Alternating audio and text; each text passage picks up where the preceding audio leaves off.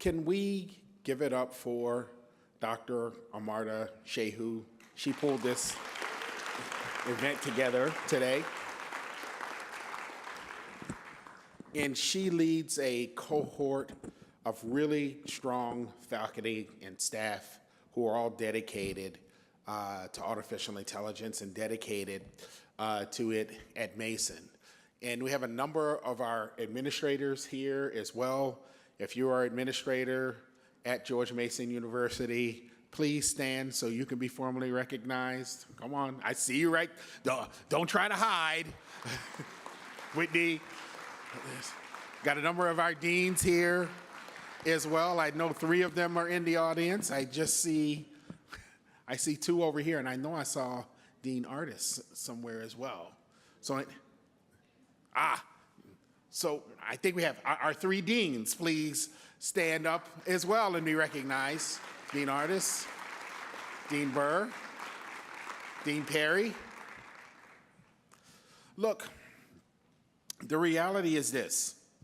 Let me start with a simple truth. Artificial intelligence is not coming to higher education.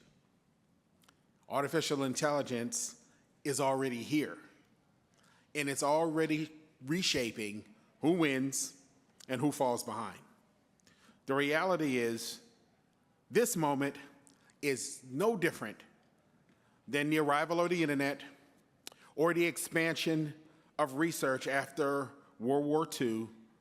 Those institutions that moved early, that didn't just adapt, those institutions define the future.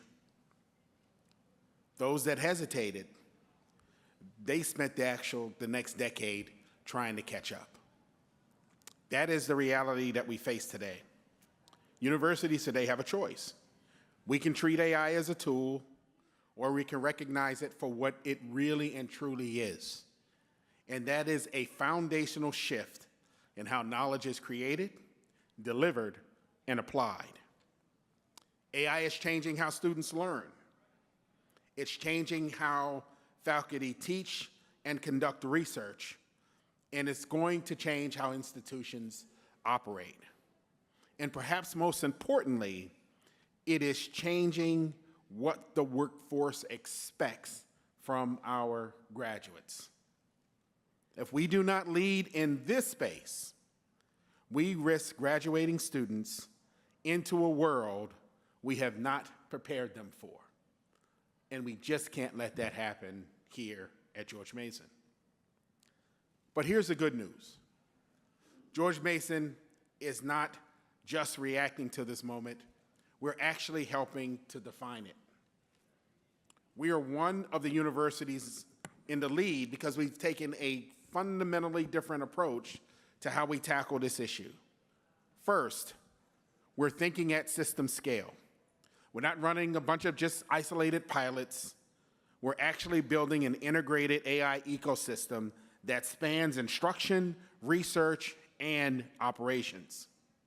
Second, we're focused on responsible implementation and responsible use of AI. We're balancing innovation with security, with compliance, and with human accountability and equity. Because speed without discipline creates more risk. Third, we're aligning AI with our mission as a large, public, access-oriented institution.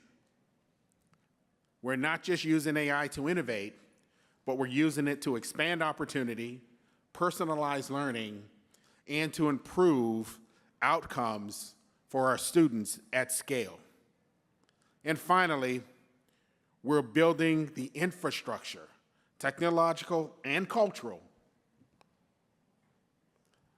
and that infrastructure is what will separate leaders from followers.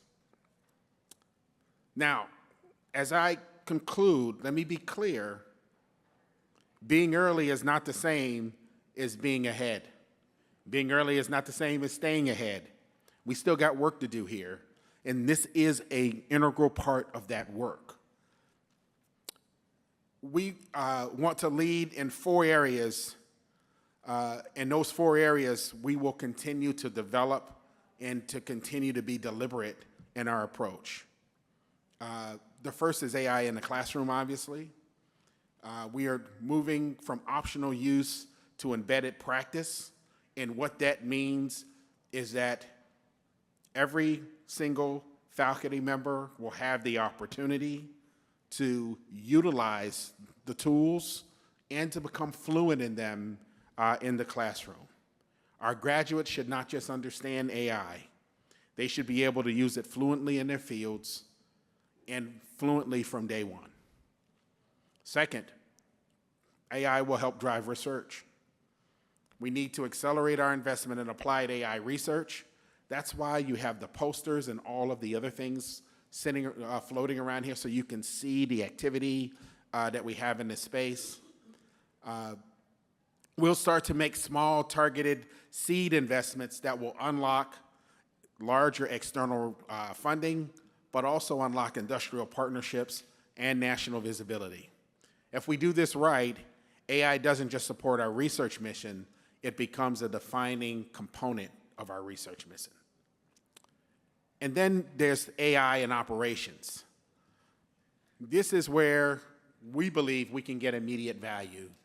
And I know my operations people are here ducking their heads right now. But the reality is, AI will allow us to automate routine work, to augment decision-making, and to use data in ways we simply have not before.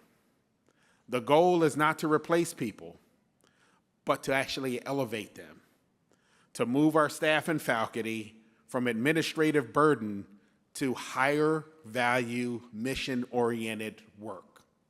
It's actually to reduce time and effort. Fourth, and this is the most important, and as I conclude, technology does not transform institutions, people do. We must invest in learning and training incentives and expectations that drive adoption across the university. AI cannot just live in single pockets here at Mason. It has to be distributed. It must become a part of how we work every day across every unit, because in the end, the institutions that will win in this space will not be the ones with the best tools. They will actually be the ones where the organization knows how to implement and use them. So, as I close, higher education is experiencing 4 simultaneous shocks. And if you've been around me for the last month or 2, you've heard me talking about this constantly. A demographic shock, a fiscal shock, a political shock, and a technological shock.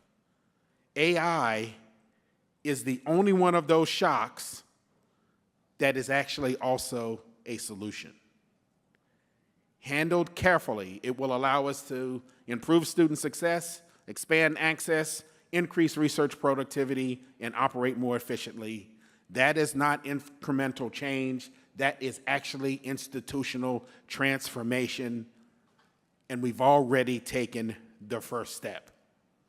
Move faster, scale smarter, and lead with purpose, because in this moment, leadership is not going to be defined by who understands AI.